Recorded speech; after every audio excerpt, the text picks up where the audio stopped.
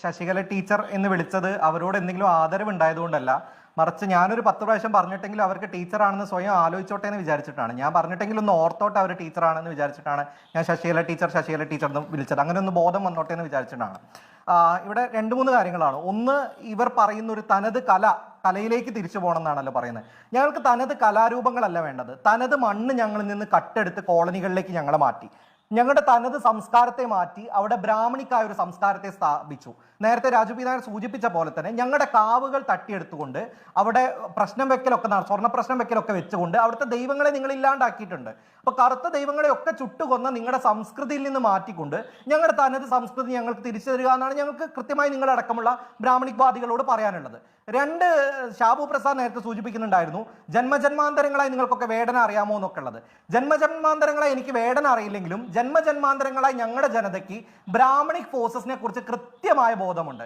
അപ്പൊ നിങ്ങൾ RSS ആയി വന്നാലും BJP ആയി വന്നാലും ശശികല ആയിട്ട് വന്നാലും ഷാബു പ്രസാദ് ആയിട്ട് വന്നാലും മധു ആയി വന്നാലും ഒക്കെ തന്നെ അത് കൃത്യമായി തിരിച്ചറിയാനും അതിനെ റെസിസ്റ്റ് ചെയ്യാനുമുള്ള ജ്ഞാനബോധം ഞങ്ങൾ കൃത്യമായിട്ട് ഉണ്ടായിട്ടുണ്ട്.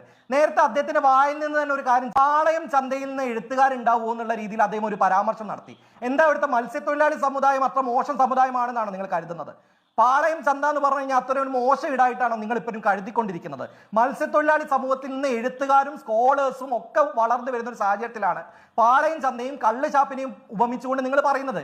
ഇതേ ബോധത്തിൽ നിന്നാണ് നിങ്ങൾ ഒരുപക്ഷെ കഞ്ചാവോളി തുടങ്ങിയിട്ടുള്ള അശ്ലീല പദപ്രയോഗങ്ങൾ നിങ്ങളുടെ മനസ്സിൽ നിന്ന് തീകെട്ടി വരുന്നതെന്നുള്ള കാര്യത്തിൽ യാതൊരു സംശയമില്ല. 2 കാര്യങ്ങൾ കൂടി. വിഘടനവാദമാണല്ലോ ഇവിടെ വലിയ പ്രശ്നമായിട്ട് വരുന്നത്. നിങ്ങൾ ഈ ജാതീയമായ വിഘടനവാദം കേരളത്തിൽ നടക്കുന്നുണ്ടെങ്കിൽ ആദ്യം പോയിട്ട് സമരം ചെയ്യേണ്ടത് ഇവിടുത്തെ എയ്ഡഡ് കോളേജുകളിലാണ്. സവർണ ജാതി സമുദായങ്ങൾ നടത്തുന്ന എയ്ഡഡ് കോളേജുകളിൽ 98% സവർണർ മാത്രമാണ് ജോലിക്ക് കയറുന്നത്.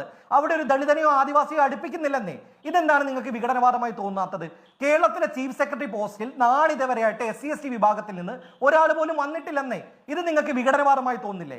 ഇത്തരത്തിൽ ഒളിഗാർക്കിക്കായിക്കൊണ്ട് പ്രീസ്റ്റ്ഹുഡ് അടക്കമുള്ള ക്ഷേത്രങ്ങളിലെ തന്ത്രിപദങ്ങൾ അടക്കമുള്ളവയിൽ ഒളിഗാർക്കിക്കായിക്കൊണ്ട് പോസ്റ്റുകൾ കൈകാര്യം ചെയ്തുകൊണ്ട് യഥാർത്ഥ വിഘടനവാദം നടത്തുന്നതിനെ ചോദ്യം ചെയ്യാതെ ഏതെങ്കിലും രീതിയിൽ ജാതീയതയ്ക്കെതിരെ സംസാരിക്കുന്ന സമയത്ത് അത് വിഘടനവാദം എന്ന് വിളിക്കുന്നത് തീർച്ചയായും നിങ്ങളുടെ ഇരട്ടത്താപ്പാണ് എന്ന കാര്യത്തിൽ യാതൊരു സംശയമില്ല.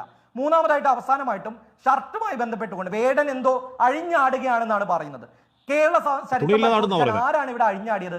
നായർ സ്ത്രീകൾ ബ്ലൗസ് ശശികല പറഞ്ഞത് തുണിയില്ല ചാട്ടോ അങ്ങനെ പറഞ്ഞത്. തുണിയില്ല ചാട്ടം ഇവിടെ നടത്തിയ കുറെ മനുഷ്യന്മാരുണ്ട്. തുണി കണ്ട ഭ്രാന്ത് പിടിക്കുന്ന സംസ്കാരം ആരുടേതാണെന്ന് അറിയോ? ഇവിടുത്തെ സവർണ ഹിന്ദുത്വ ശക്തികളുടേതാണ് തുണി കണ്ടാൽ അഴിക്കുന്ന സംസ്കാരം എന്ന് പറയുന്നത്.